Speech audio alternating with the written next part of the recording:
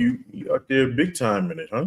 It's too late. I already hit live, but yes, I am in LA right now. We're doing a hotel episode. I like to call this an away game.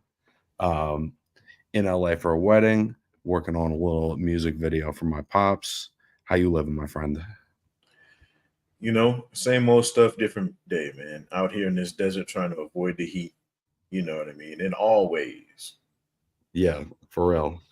Um, I'm always amazed that people live in the desert because anytime I go to the desert, I immediately get sick from all of the dust and all of the various what have yous. Jesus M, always in the chat. Salute, my guy.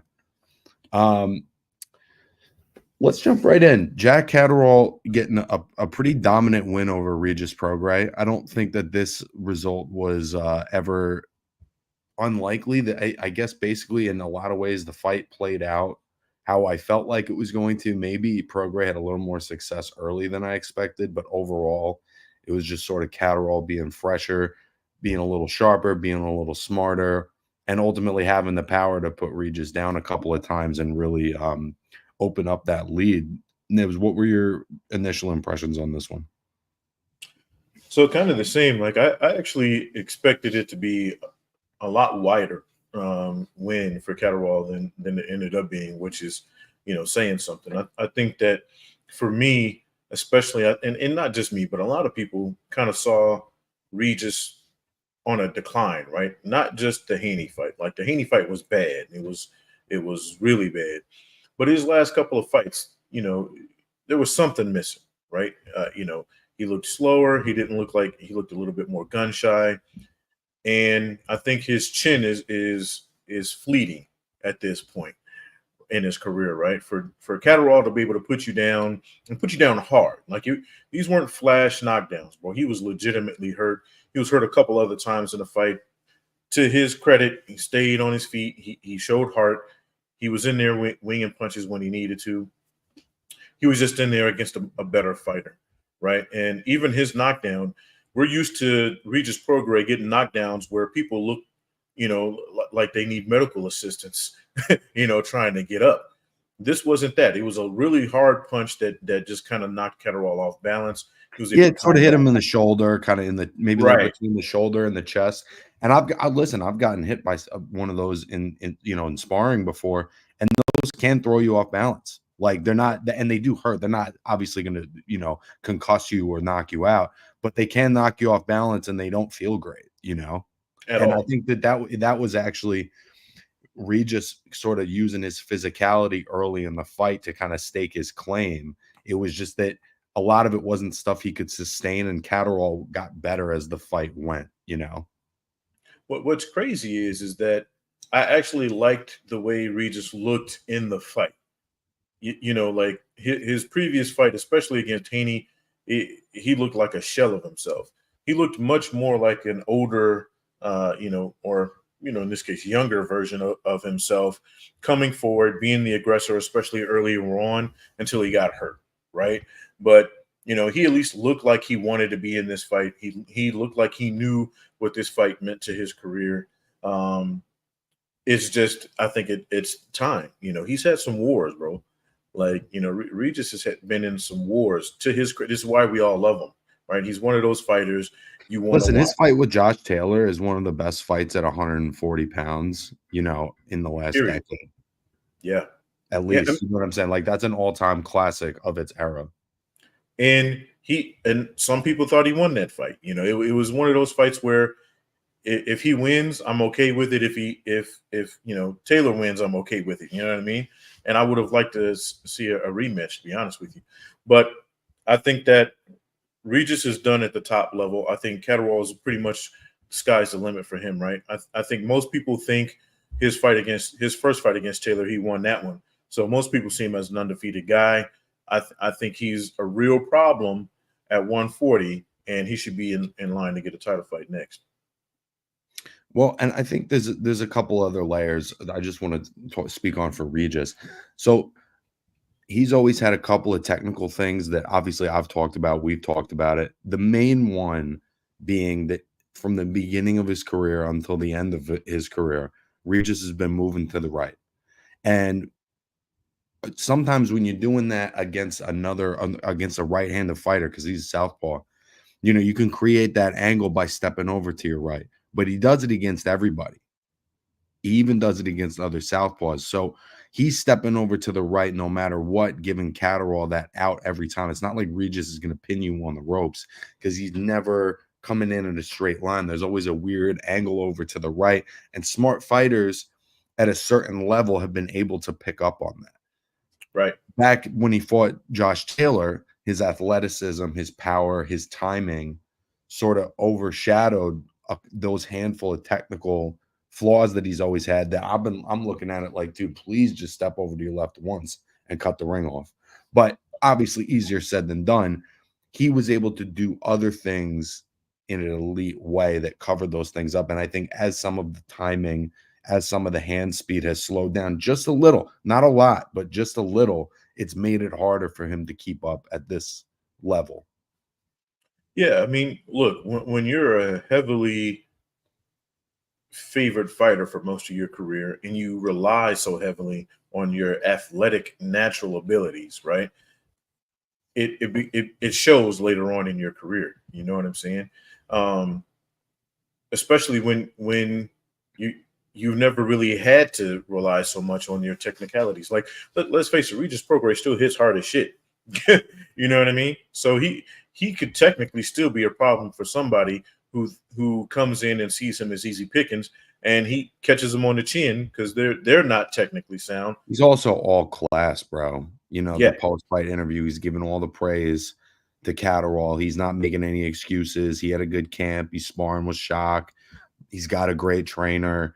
It wasn't like he had something to put it off on other than, listen, man, he was the better man tonight, and he did hurt his ankle. You could see in that last round. That doesn't make it easy to close a fight out. So there's certain things that just come with age and come with wars and having hard fights and consistently fighting the best guys of your era. So I want to respond to the Keji here.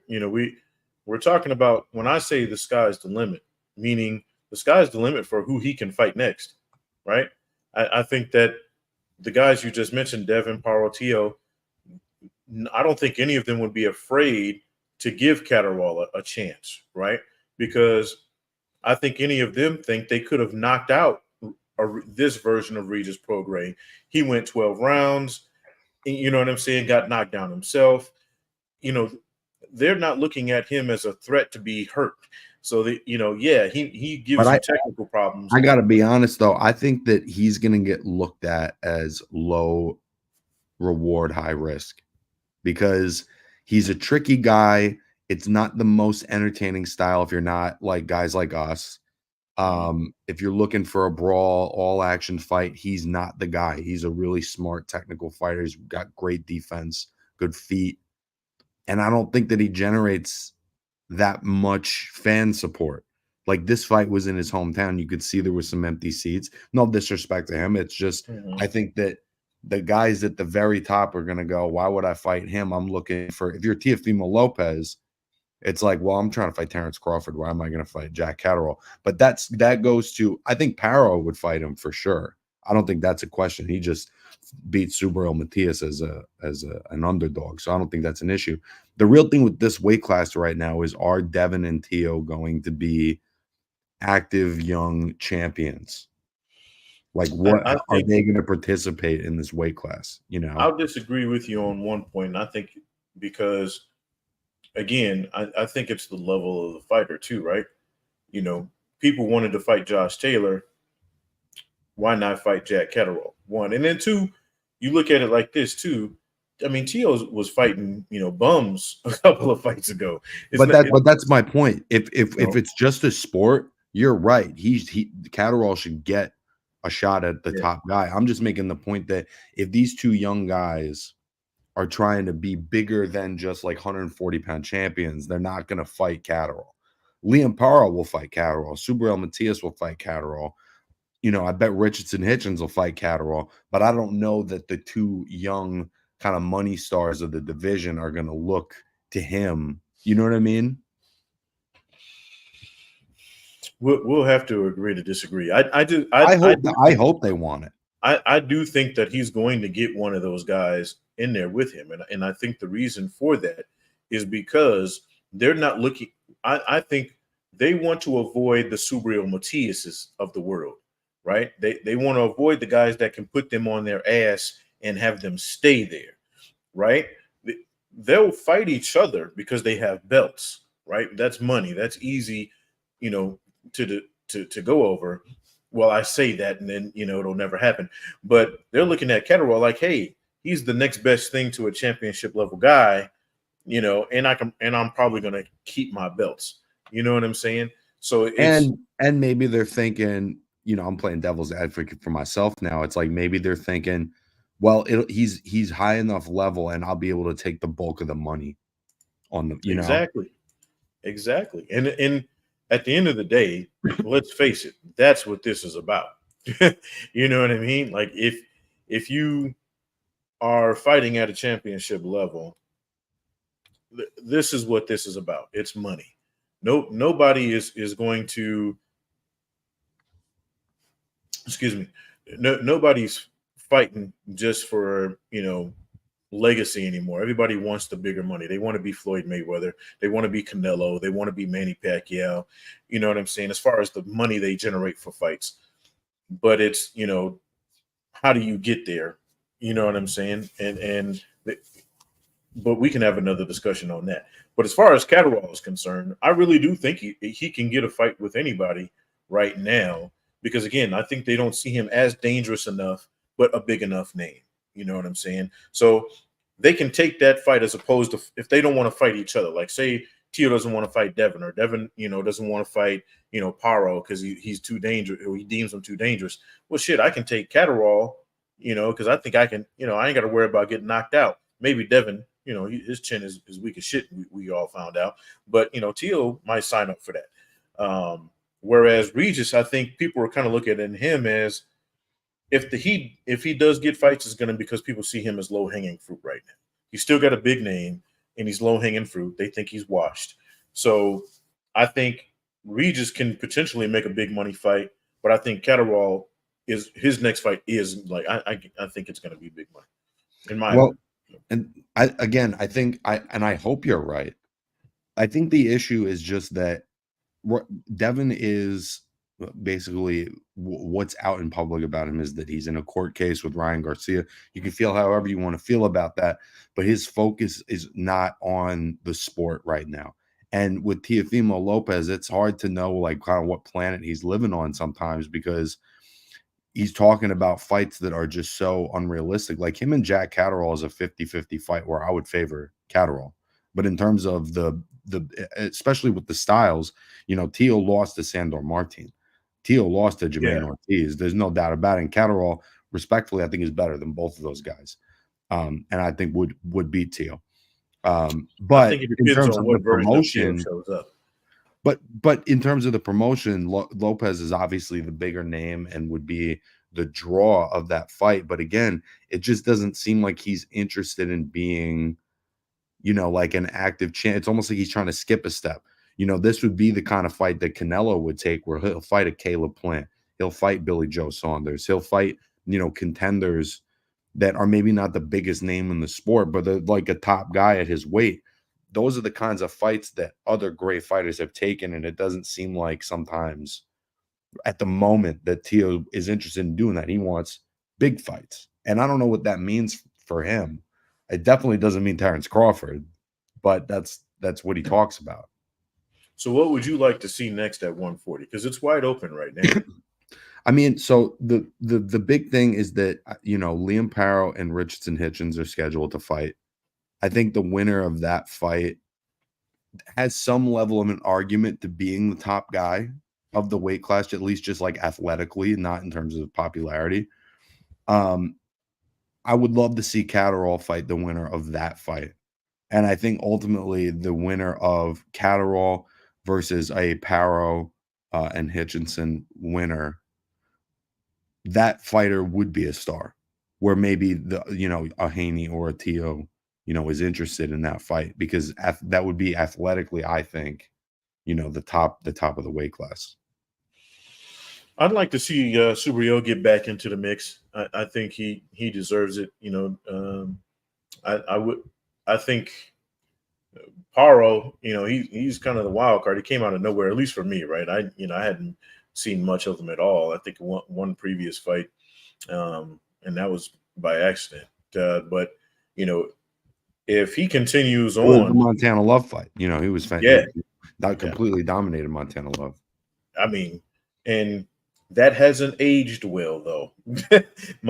Montana Love is I'm not going to talk bad about him.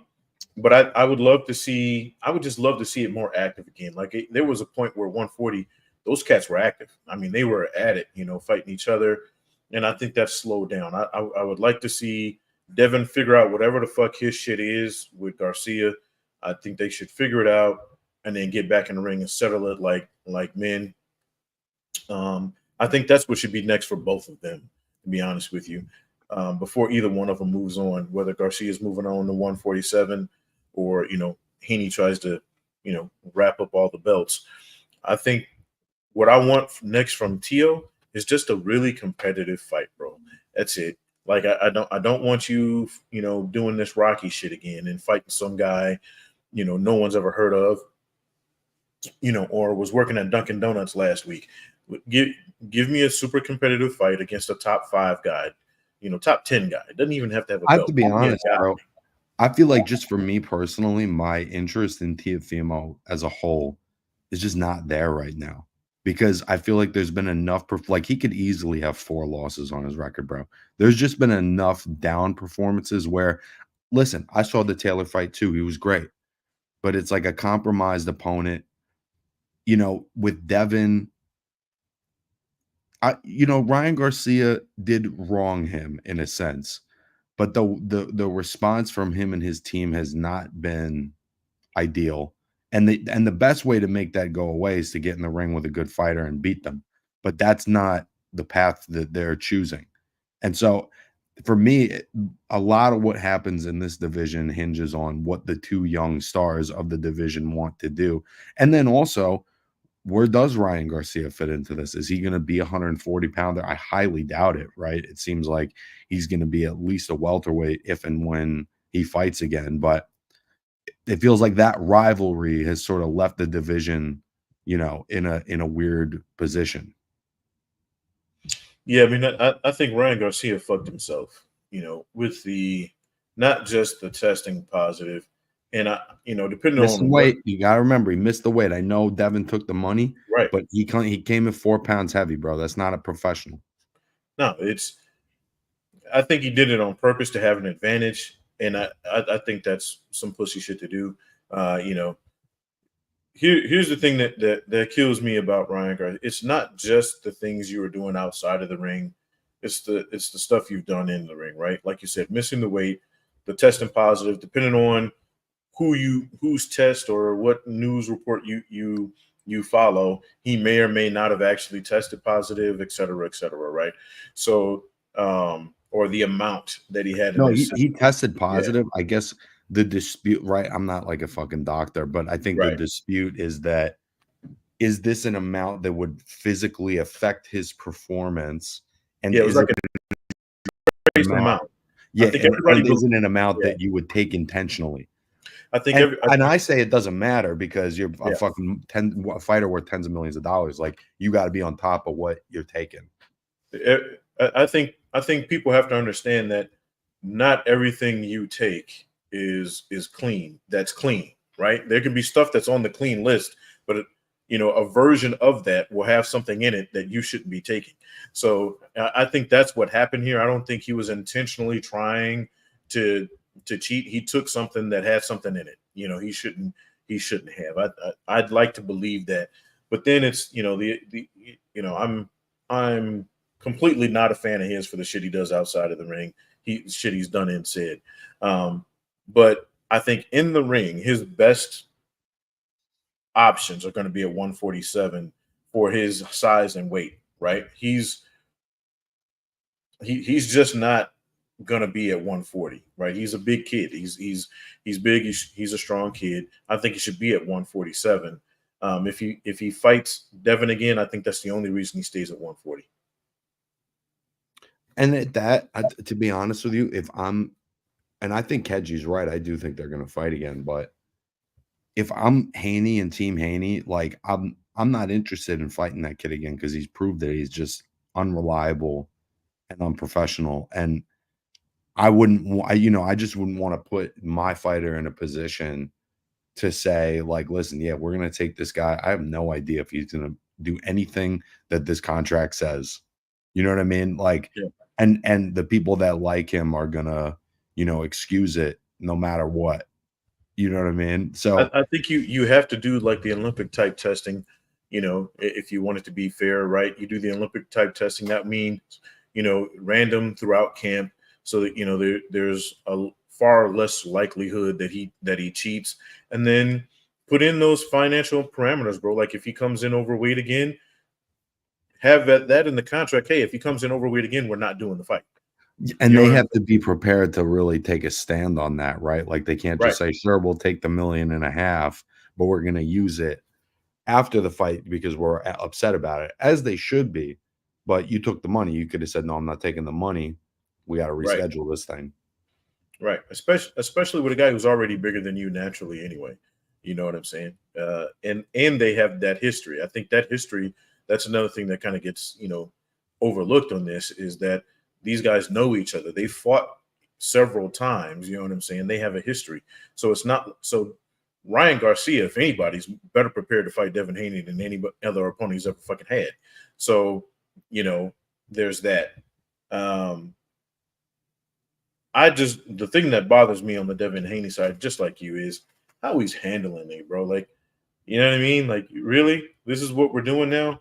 Like, I hope this is a one-off and this doesn't become a thing in boxing, where this is how guys handle the shit that comes from Ryan Garcia or Garcia type guys. Please cut that shit out, settle it in the ring. That's what I'm used to, accustomed to, and I just don't have any respect for really either one of these guys at this point. But for the division, I'd like to see them settle this in the ring and get it over with. I think one other fight in this weight class, while we're talking about 140, to bring up that, and it's also coming up in a few weeks, is Arnold Barbosa and Jose Ramirez. I think both tremendous fighters. Barbosa coming off one of his worst performances of his career, I would say. It was a little flat, arguable decision. But he's never really gotten that big shot, and this is in a sense his big shot. And for Jose, it's another big shot, right? Like it's another chance for him to stay in the mix of the top, 7 at this weight. And I think that the winner of that fight would also be somebody that I'd like to see Catterall in with, or just get in the mix generally. Maybe the winner of that fight is Subriel Matias's next opponent. I'm not sure, but I think that those are two other top 10 guys that are about to fight each other. Now, see, I have that opinion that you have of Catterall about those two guys. I think nobody really wants to fight them because it's a dangerous fight that they can potentially lose, and it's not big enough money. I think that's the danger for those guys in this division, because I think everybody's looking for either the pretty boy fight, which meaning they want the money, or something that's going to make them look good, or at least sell a lot, right? And then you get one of these two guys in there, and they could potentially, put the works on you, and then it's all bad from there. I think a loss for any of the top guys, maybe not Paro, I think any of the top guys, a loss kind of derails them heavy at this point. I think a loss for Tio would damn near crush him. Well, because he's been getting gifts as well, bro. He's been able to maintain that ego off of performances that are not winning performances. You know what I mean? Right. And it's, I don't know, maybe it's just me, but I really do think that his mental health is still an issue, bro. Like, I don't know. And maybe I'm overreacting to some things, but I don't think he's past dealing with his personal stuff. And I think that's been affecting him as well. Not to make excuses for the guy. I just think that's part of it. So Speak on that though. What makes you think that? bro, I mean, look, as a person who's gone through a divorce and dealt with, child issues, and when can I see my kid? How can I see my kid? How much you got to pay for your kid, etc. That shit as a man is mentally exhausting, bro. We might not want to admit it, or ever even say it. You know what I mean? And me and my ex are in a far better place. We're, as a family, we're in a better place. But when you're going through that shit initially, there's a lot of shit that's rough, bro. You know what I'm saying? So dealing with that, the stuff with him and his dad, is a constant thing. And Do you think he just has circumstantial stuff that he's not it's able to handle? let's be real clear. Boxing is a stressful business. You know what I'm saying? There's a lot, especially when you're a Teofimo Lopez. You know what I mean? So when you're a Teofimo Lopez and you've got all that comes with that, let's just take that. That alone is a pain in the ass, and it can eat a lot of boxers up. Look what it did to Broner. You know what I'm saying? So you take that, and then you take the personal shit and throw it in there. And we're not talking just some random personal stuff. This is shit that's going to change his life, or the dynamic of his home. I think it's a lot. And I think a lot of people don't really think about that when they think about boxers. They don't, all they think is these dudes eat shit, breathe boxing, and that's it. Nah, man, they got lives to deal with. So I don't think he's over that, just like I didn't think Charlo was done dealing with it. You know what I mean? And Yeah. I think that you get one of these guys that's coming up, that 10, 12 spot kind of guy who's really got some decent skill.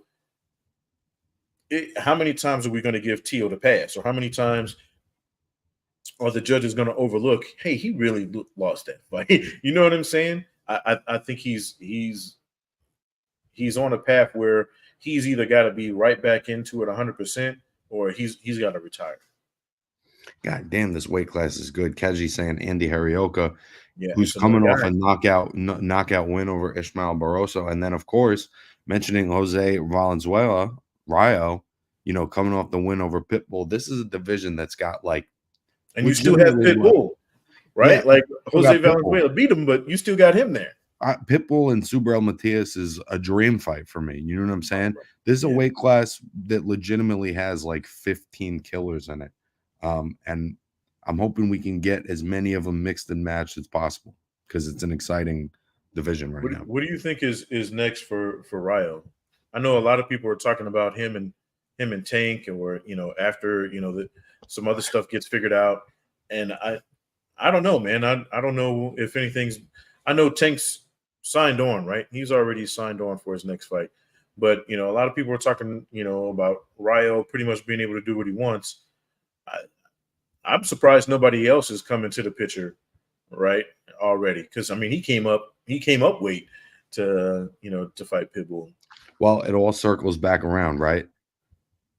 I feel like him and Catterall are two of the best guys in the division, and I've just sort of overlooked him because I still think of him as a lightweight. But with the Pitbull win, I mean, Rio and Catterall is just a fight that makes sense. I don't know what kind of hurdles promotionally you'd have to jump through to make that happen, but outside of the two young stars, I mean, goddamn, that's a fight right there.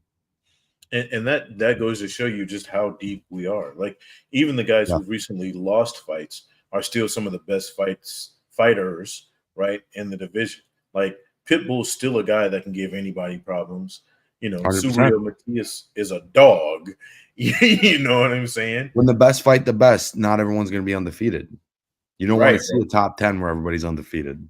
and we love that shit, right? Like, you know what I mean? I love the fact that these guys are fighting each other. Like, I don't think there's anybody on the planet that looks at Pitbull like, oh, he's trash because he lost to Rio.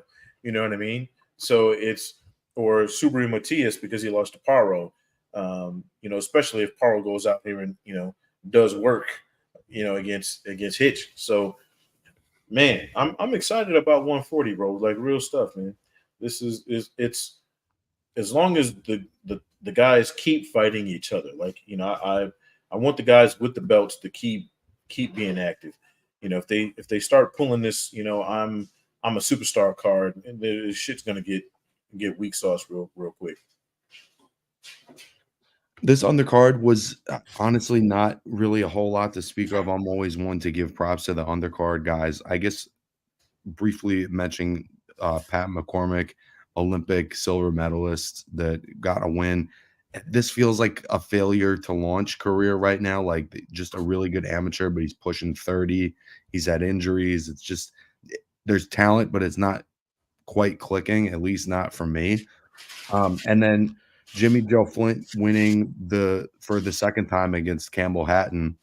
You know, I was talking to somebody today and that is a little more up on British boxing, you know, and it's like Campbell Hatton has every promotional advantage.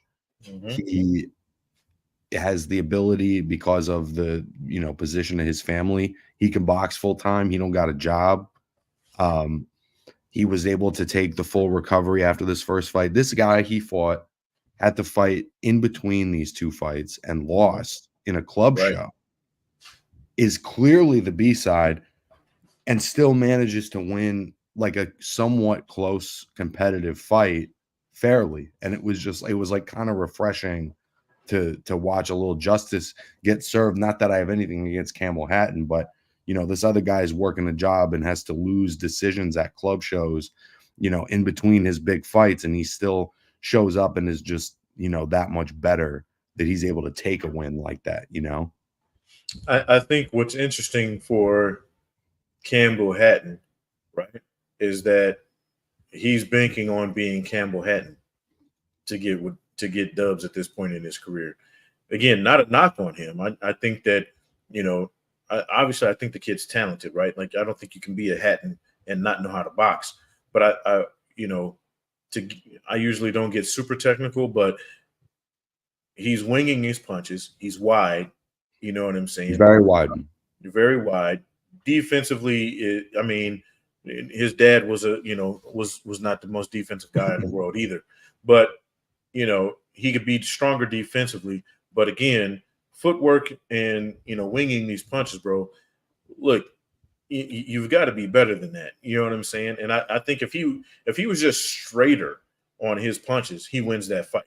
You know what I mean? Because he was the aggressor and he was throwing more. He just wasn't landing them, nearly as much as the other guy. And I think that's what what made the difference. You can see that he started late. You can see, he started, this is a kid who started boxing when he was 17, 16 years old. He might even been 18. Yeah. And there's things he does where it's like, if he's on the outside, he actually does move his head pretty good. The minute he's on the inside punching, his chin's wide open. But there's certain things that he does well, and then there's gaps. But I got to give him credit. He has gotten better. But this guy, Jimmy Joe Flint, was just a pro's pro. He just knew how to be in that ring. He was just a little more comfortable, a little more seasoned, a little more experienced. And thankfully, the judges actually watched the fight, and I thought that the scores were very fair. Yeah, I think Flint did a good job, bro. I mean, when you get the big fight, you have to show up, and he did. I would hope that whoever's in charge of his career, they take it a little bit more seriously, so he doesn't lose these club shows or those in between fights, so they can build on this momentum, right? Because beating the Hatton is still beating the Hatton. No matter what level of their career they're at, you know what I'm saying? But I will say this. I hope that the Hatton family doesn't give up on Campbell Hatton, because I do think that, if you sharpen some of those tools, bro, I think he's got a chance to be maybe not a world champion, but a very decent He's guy. Fun. He's fun. Yeah. Like, there's no doubt about it. He's a classy guy too. Class act. He wasn't, sure. He wasn't talking shit. He wasn't, doing all that typical stuff. He was real class act after the fight. Yeah, he's not Conor Benn. You know what I mean? He's not as off-putting of a person. That guy's hard to root for, bro. Yeah, like him, guys like him and Eubank and Chavez Jr. There's a lot of, kids of legends that are not like a good hang. You know what I mean? Like, yeah. Let's speak on that for a second. I got to get your opinion on this, bro, because I've had many of argument about this. Of the my dad, my uncle, my whoever, what let's the legacy fighters, right? The guys with the names. Who would you rank as the biggest disappointment? The Not biggest talent wise, but disappointment. just disappointment career wise. You Because there's know, a difference. I think honestly, I would have to say Chavez Jr. because I felt like he was somebody who had a lot of raw ability. And I just think that whatever dysfunction or entitlement or, whatever, he would just like not let his hands go for entire fights as he got up to the top level. And I just think that there was a raw ability there that if he had been able to he was kind of beating Danny Jacobs until he broke his nose and they threw in the towel. So there's just, for me, I'd have to go with him, I think. And what's funny because I wouldn't say he's my biggest, but I would say that he's definitely a runner up. But I would say if he had half the heart his brother Omar did, you know what I'm saying? Because Mhm. his brother Omar had half the talent, but 3 times as much the heart. And to me, had a much better career when you look at how he kept around. But and you could say the same thing. Like if Omar had his brother's skill, dude been a world champion a couple of times over. But I think that Junior just he got into I'm Junior. You know what I'm saying? And it was like, but he was the most talented, I think, of the legacy guys, right? And just kind of blew it. For me, and I know I had a hard time watching two legacy fighters really. Um Hasim Rahman's kid, because I thought he had all of the tools his dad, he had a lot of things his dad didn't have, you know what I'm saying? And he wasted it, or I don't know what happened there. It was like one of those things where you see him in sparring and you go, whoa, this kid's about, he's annihilating guys twice his size back when he was a smaller guy. He gets in the ring and it's like he forgets all that shit. I don't know, what happened. You know what I'm saying? Um, and then for me, it would be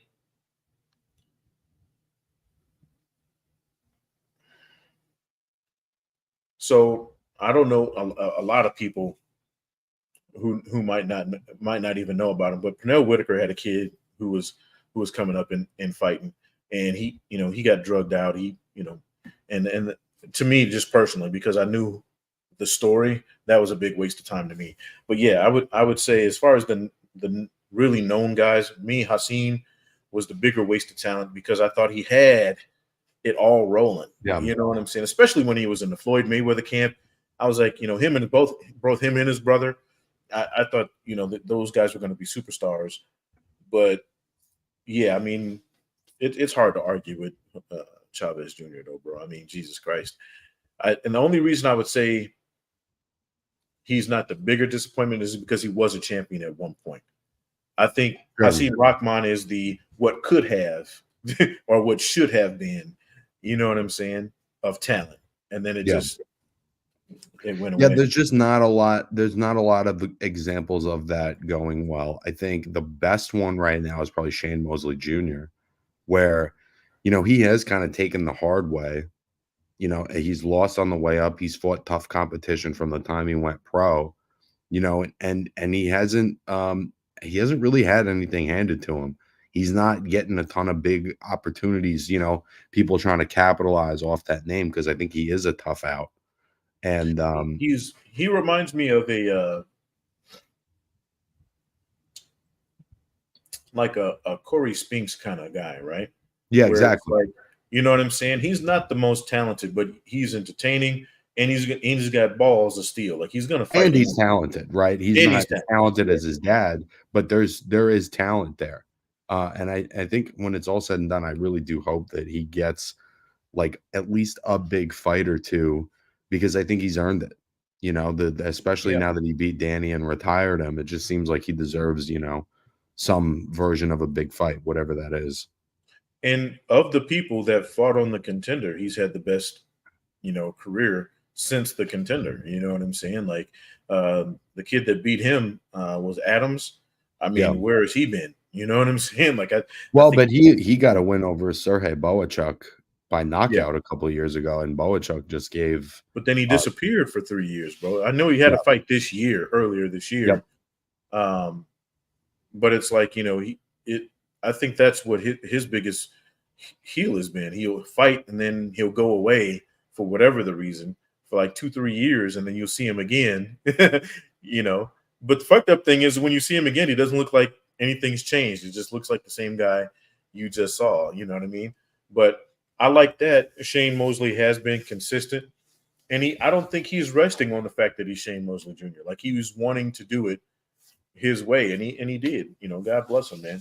You know, and I think that's what happens a lot too. Like you get these guys, they lose their O just like everybody else, and then it's like they almost kind of give up. Like, oh my God, I'm not undefeated, or they haven't lived up to. It's really hard when your dad is Shane Mosley. You know what I'm saying? To live up to that. If Floyd Mayweather had a kid who was into boxing, it'd be damn near impossible a lot of for pressure. yeah, you know what I mean? Could you imagine if Manny Pacquiao's kid comes up and starts fighting? The expectations that would be put on that kid's back. Canelo, if his kid, all these guys, right? You just think about that. Like, even Tyson Fury, you look at Tyson Fury's brothers who aren't even his kids, but the expectation of anybody within the Fury family is, oh, well, if you're not Tyson Fury, then Yeah. you're a piece of shit. And it's like, but he's Tyson fucking Fury, bro. Like, what do you want me to do?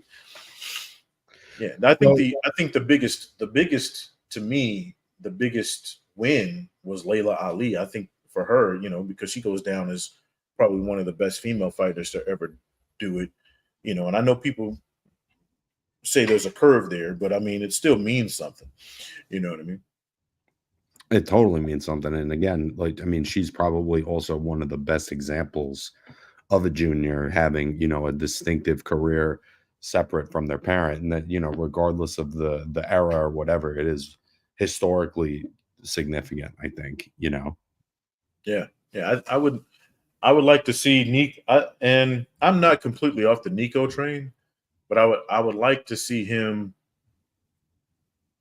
get in. I don't know. I look at him similarly to Campbell, right? Like he's continued to get better. I like him as a guy, right? He's not like cringy on the mic. He Mhm. seems like a kid who's got his head on straight.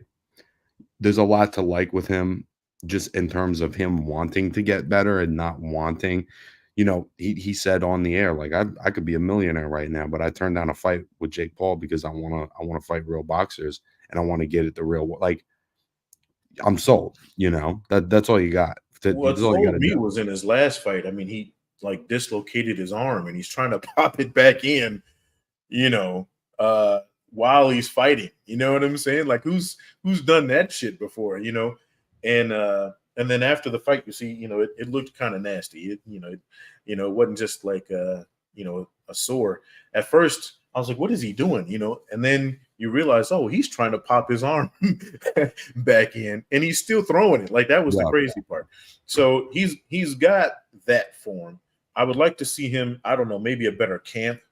Not necessarily switching trainers because I think he's already done that, but just maybe a better camp, better sparring partners. And I think this he can be a champion one day. I know his brother's an MMA guy. Maybe they can get in there and get some work together. Who knows? But uh, I think he's got a real shot, bro. I at least like his attitude, like you do. I love his attitude, bro. He wants to fight. He doesn't want to. He doesn't want it to be given to him. He wants to earn Not too much other boxing this weekend outside of the Prograis and Catterall card. I do briefly, in the spirit of support local boxing, want to give a little love to the Pro Box TV card that was on, or I should say, at MSG. Bing bong. it.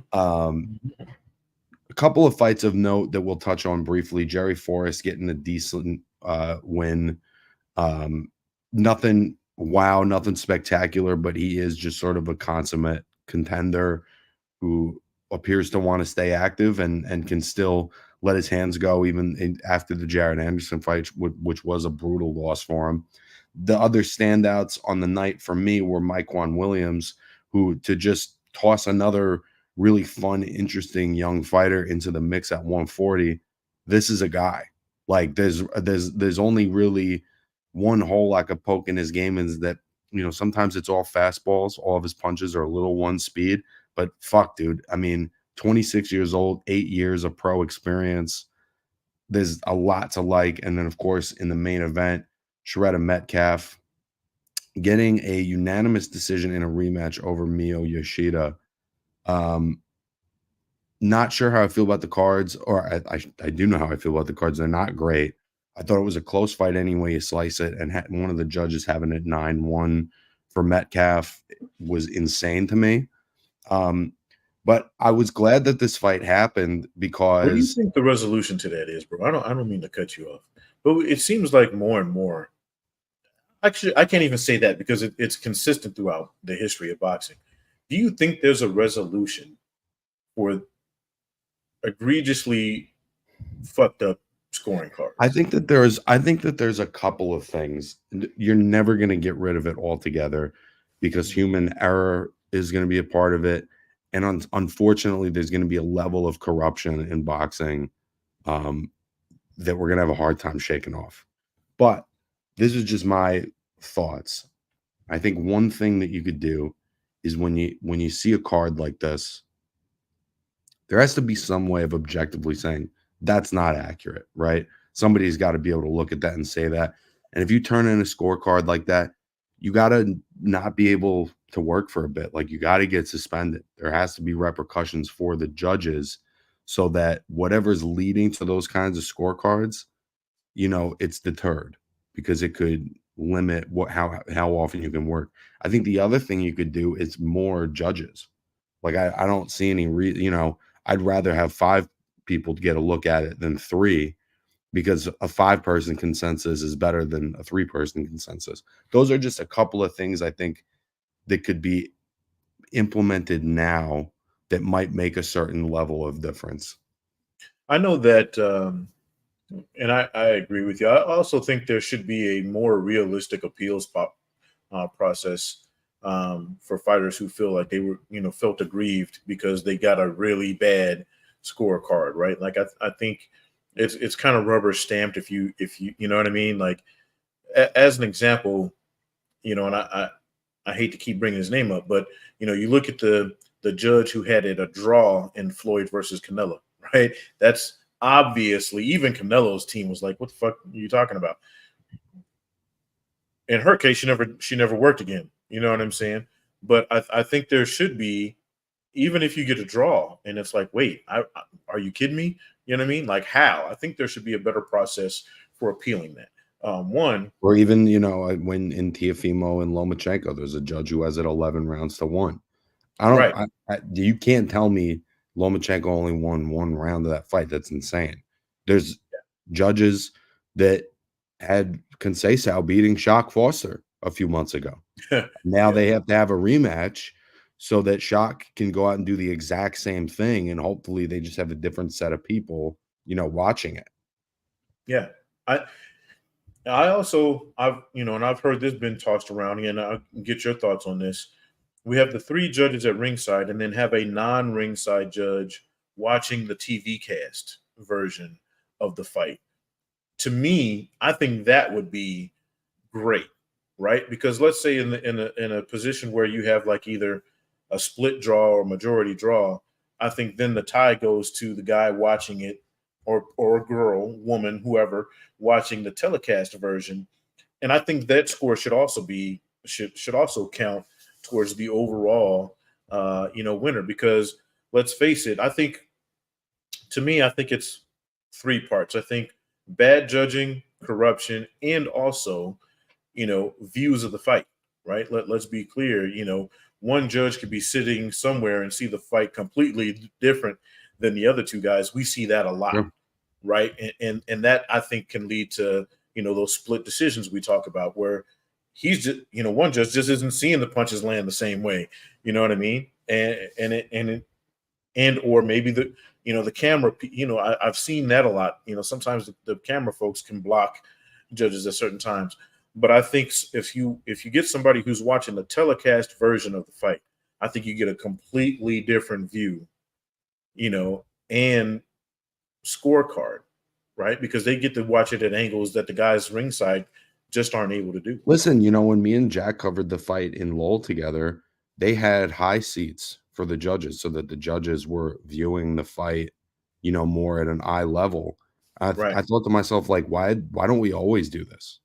Like these judges are sitting, down on the apron where the coaches and shit are. Yeah, there's going to be stuff you miss when you're sitting at press row. There's certain angles that are weird. And so seeing judges on like slightly elevated platforms like that, I also think made sense. Listen, boxing is in need of a lot of like new ideas and like kind of an overhaul. There's a lot of old systems in place that are not working anymore. And I think that this is obviously one of them. We've been talking about judging forever. And unfortunately, it's at the moment, until some of the things that we're talking about get put into place, it's going to keep happening. That's just what it is. And if anything, it's going to keep happening more. Fortunately, I think that there was a little bit of justice here, not in the decision, but Metcalf won the first fight, also somewhat controversially, right? But then a month later, Yoshida gets an opportunity, after losing to Metcalf, gets an opportunity to fight for a belt against Ebony Bridges and beats her and becomes the champion herself. So now Metcalf, who was entitled to a shot at the title, has to fight the fighter that she just beat almost a year ago. And, I'm glad that she got to have that opportunity. And, I didn't think she fought a great fight. She didn't use her length. I mean, she did use her length, but there's certain times where she gives it up and leaves herself very vulnerable. And I felt like, for the most part, Yoshida was able to take advantage of those moments. But it's a tough game, and it's a tough game in the women's game. And so I'm just happy for her that she got the opportunity. And I also want to give a shout out to a friend of the show, Christine Lopez, being a championship coach now. She's been working with the USA team forever, but now to have a world champion in her stable is fucking dope. So shout out to In the Ring with Christine, for real. Bro, and yes, hats off. We got a recent retirement. I don't know if this, surprised you as much as it did me, but Shanisha retiring, bro. We got to speak on that. I mean, I was surprised as shit when Jack brought it up in our, in our group chat, with the guys. I was like, wait, what? And I had to look it up, and then it was like, yeah, she officially quit. Like BoxRec has her cut off. Yep. She's not signed up with any of the commissions anymore. They've all got her, debunked.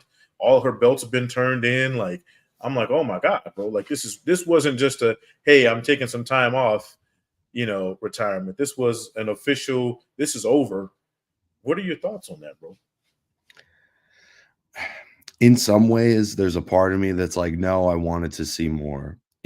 There's another part of me that says she just beat the other best fighter at her weight, that they've been building towards that fight for, 2 or 3 years now. It was a fantastic performance and, kind of an all-time classic in terms of women's championship boxing. To me, it's like Andre Ward, man. Like, why can't I just have one more? Yeah. And sometimes we want these fighters to spend it all before they walk away. And she's just doing it, a couple years maybe before we'd all like her to. But I think it's pretty fucking cool to go out on top too and do it on your own terms, and there's just not that many interesting matchups for her in her weight neighborhood right now. There's just not that many. Do you think she left a little bit too much meat on the bone? That's my thing. I think she left some money on the table. Maybe, but we also, she's saying, in the Dear Boxing letter, very reminiscent, obviously, of Kobe. She said, my body can't take it anymore. We don't know what kind of injuries she's had to deal with. So you just don't know. She's been fighting since a little kid. Yeah, That's what I'm that's saying. You know, that she could be dealing with hand problems. There could be knee. We just don't know. And it's a tough game, bro. Cutting weight, everything. You just beat the other, all-timer of your weight neighborhood. Why not? If you can, yeah. take Do you, that money and run, girl. Go enjoy your life. You made it. where would you rank her as far as all time ladies fighter? Since now she's calling it a career, we kind of get to pick it apart a little bit. Fair or unfair. You know what I mean? Where do you put her on the the pantheon of female fighters, especially lower weight fighters? Right? I think you know. She's an all-timer, bro. For me, some of the most exciting moments in women's boxing, some of the most exciting individual fights and matchups, she's provided some of the most exciting knockouts in women's boxing. Um, she really, made a lot out of not that much. You know what I mean? Women's boxing is a tough game. There's not a whole lot of talent in that weight neighborhood. But if they were talented, Sinise fought them and dominated them and, went out undefeated. In a lot of ways, what more could you ask for from a legend? And, for me, in terms of female fighters, she's a top 10 all-timer. Well said, bro. Well said. I think, for me personally, I think there was some meat on the bone. I think that there was But so some did rounded Dre. fights. Remember, so did Dre. So did Lennox Lewis. Other fighters Yeah, left meat on the bone, but they were able to enjoy yeah. the fruits of their labor a little more than some of their peers. You know what you know what this feels like for me, for all of those multi-sport fans. This feels like when Barry Sanders retired, bro. Like, you know, wait a minute, you're retiring? You're still the GOAT. Like, you know what I mean? Like, and he openly admitted, he probably had, several years left on his body, but he told himself before he got into it, hey, 10 years and I'm out of here. You're getting this amount of time from me. No matter what happens within that time frame, I'm gone. And that's what he did. And I think maybe that's part of it too. I think Shanishi had a time frame, right? She said, hey, I'm going to do these things at this time. And once that's done, I'm ghost. So I think for fans of hers, for people like guys like us who actually do enjoy women's boxing, I think that like you said, I think she had a couple more years in her, and I would have loved to seen some bigger money fights happen. But like you said, you can't argue with somebody who goes out number one, bro. As a fan, I would have loved to have seen it too. But what I'm happy for her is that she's able to, right? Like we know the Christy Martin story where she really has to keep fighting for money. And she's got her husband and her manager really, pressuring her to take these fights. Sinise was able to be the boss of her career. And I think that that's an incredible legacy to leave and to be able to leave with a little juice in the tank. And as a whole person, I think that that's an incredible accomplishment. That's So right. salute to her. This has been a hell of an episode, Nibs. As we always end the show, please talk about the importance of supporting local boxing, which we try to do as much as we possibly can. We just talked about her, right? She wrapped up a career. So you say she started as a kid fighting boys, because they were bullying her. She started at the local level.